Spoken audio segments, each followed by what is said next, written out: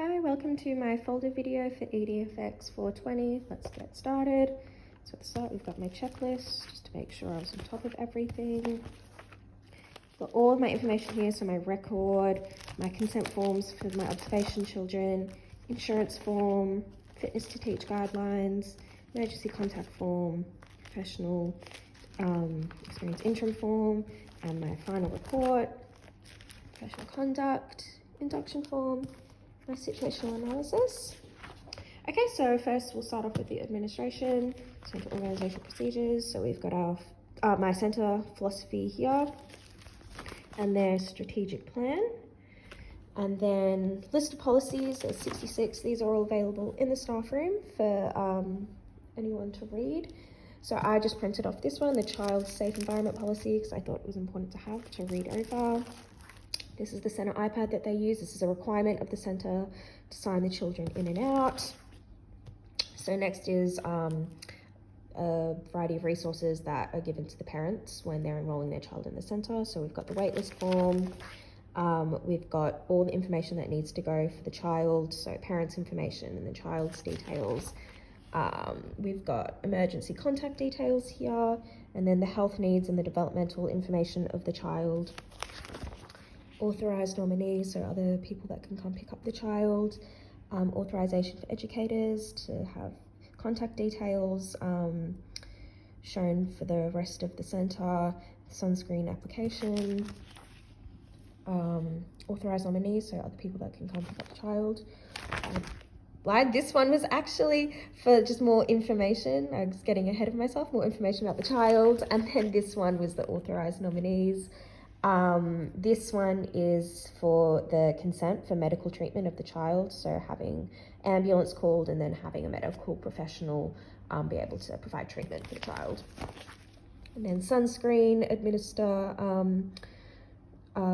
record, and then we've got orientation for the room, so what the parents can expect when they come in for their orientation. And then we've got the consent form for the child's information to be put up on Story Park. And then we've got the confidentiality policy for videos and photos taken of the child for the parents to read through, bank information, evaluation of the centre. And then we've got the application form here. And then this is just the vaccines and things they need to be aware of that the child needs to have. So this is for the staff. So we've got the outdoor opening checklist, so what needs to be done, tick it off here. So I've got that for all indoor, outdoor closings and openings. So next is the incident report. So this one's for the staff. This was another one for the staff. This is for major incident of the child. This is for minor incident of the child. Then we've got hand washing, which is shown in the classroom.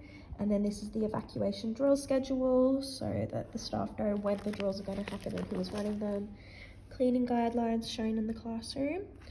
We've got the evacuation checklist here. So we've got photos of everything that they need. Evacuation diagram, which is shown in the classroom. And then the first aid kit, the anaphylaxis treatment, and the evacuation bag here. Okay, so class organisation and structure. This is a visual of how the staff need to supervise the children outside.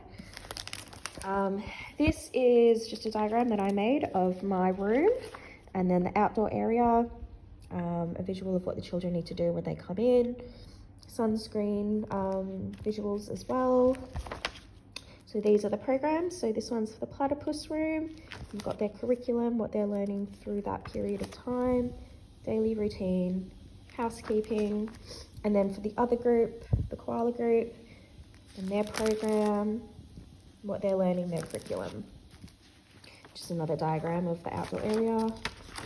Okay, curriculum approaches for learning. So we've got all of my critical reflections here addressing the learning outcomes. I tried to address all learning outcomes through the weeks. So all of those there. UILF as well. tried to make sure that I tried doing different ones.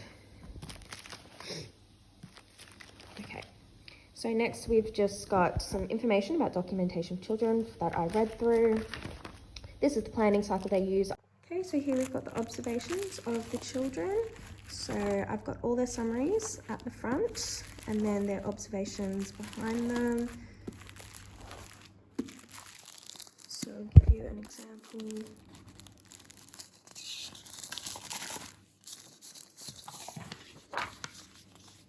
one, got the events, some comments that I made. The summary, and then some outcomes that they refer to. And then Victoria. An anecdotal record here. Some comments. And then a summary.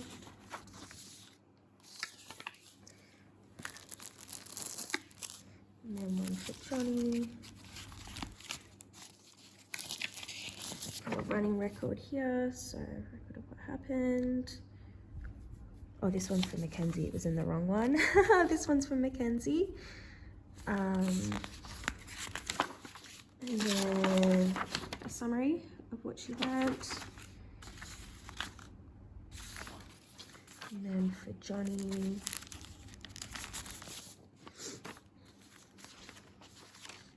we have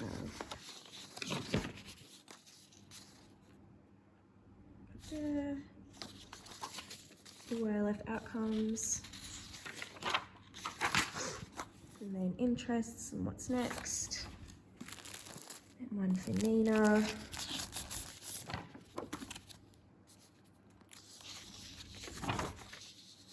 events,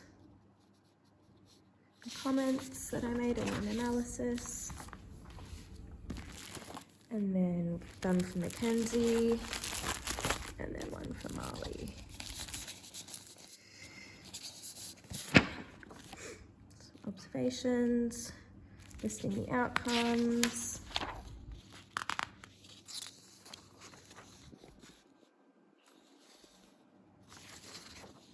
And then interests in learning and ideas and actions from there. So all of my observations for each child are in each leaflet here. Quite a few. Okay, so next is methods of assessment. So these were the ways that my teachers observed the child. So using Story Park as the main form and collecting observations and photos of the children, using anecdotal records, running record, and using child's voice. That one was made like pre-work emphasis on for me. So example of that is I took some notes for one of the incursions and the teacher made sure that I got everything that the children were saying. Just some information about Story Park and how the teachers use that to communicate with the parents and observe and analyze the children's learning. Then again, we've got the EYLF outcome that's shown in the classroom, and then the curriculum outlines.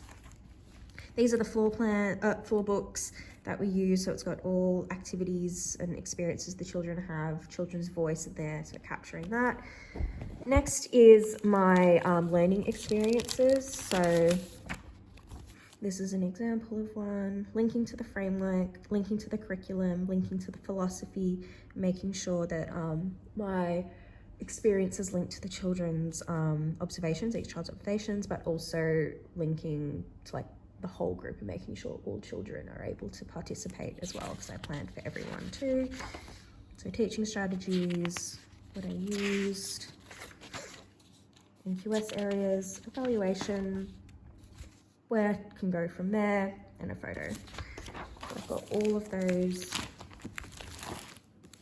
here.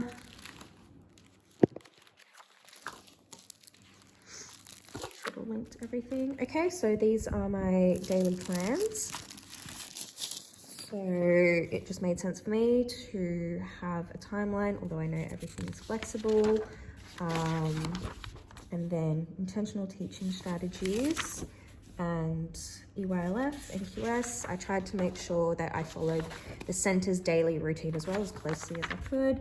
And then I also would write out one of these for the day, so how I linked to the curriculum, and then all the activities I sort of set up, tables, outdoor area, and then a reflection for the day. So I did those for all of the days I was doing planning, so full control, and the weeks leading up to it. Okay, that's all them there. And then these are resources I took photos of from the room. We've got natural materials, we've got Australian animals blocks, reading books, art materials, block corner, home corner, more art materials here. And then these are some effective learning and teaching strategies. So these are some open-ended questions that I saw my teacher using, and I wrote them down and wanted to use them in my full control, so I was prepared. Some scaffolding, so referring back to these, especially this one when the children were a bit unsettled, so whole body listening, what to do. Okay, classroom conduct and management. So this was a plan I went through with my supervising teacher on how to, so just, yeah, what my role in full control will look like, just going through it all so we're on the same page. That was really good to go with her and plan that out. My volunteer and student handbook, so just so I'm aware of my expectations and what I can and can't do, so that was good to have. My poster for the class, some before placement questions, so I was across everything. So these were just some behaviour guidance and communication notes that I took from my observations of my supervising teacher, so how she communicated with staff and how she redirected behaviour, so I used that in my full control. Just some pictures of some behaviour guidance tools for the children, so that I was aware of them, what they go through when they're having big emotions or some problems. Then home centre partnerships. So the centre work close with the medical group that are next door, so that's information for the parents about that. This is how they communicate with parents, so they have information up on the board for everyone to see. And then teaching exceptional and at-risk learners, so fidget toys and some kinetic sand to help regulate any children who are dysregulated, need some like positive distraction. Zones of regulation. Their multicultural and gender fair instructions. This is their diversity wall at the front of the room, all the different flags, we value diversity, and then some information on that. It's a bit hard to read there though. And some resources in the classroom, puzzle, some puppets, and the Indigenous table. And then just as a last bit, I can't remember if I added it, but Story Park is the main way that my teachers observed and analysed the children's learning, so they would take photos of what the children were doing in the experience, and then use the planning cycle to observe, analyse, and then plan for the next one. So that's how they used it, because Story Park has some resources for teachers to be able to do that. And that's it. Thanks for listening.